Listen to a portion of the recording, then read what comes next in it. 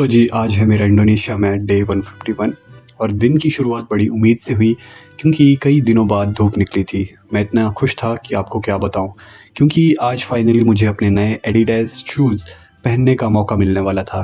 मैं मन ही मन सोच रहा था, टुडे इज़ द डे, आज स्टाइल मारे जाएंगे। लेकिन इंडोनेशिया का वेदर बोला होल्ड मैरीन, और कुछ ही मिनट में ऐसी बारिश शुरू हुई कि मैं बस देखता रह गया और मेरे एडिडास शूज़ भी मुझे देख रहे थे।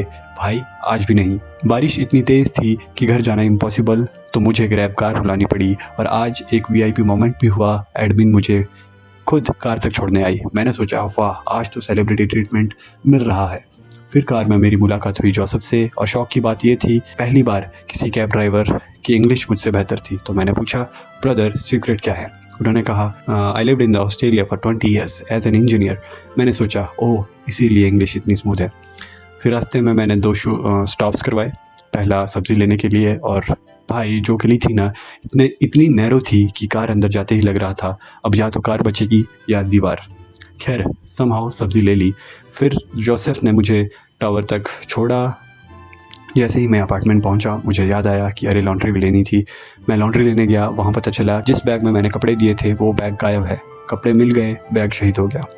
वापस आते हुए मैंने देखा कि कुछ ग्लास जार्स में अजीब अजीब चीज़ें रखी थी। मुझे समझ नहीं आया कि ये डेकोरेशन है या म्यूज़ियम की कलेक्शन।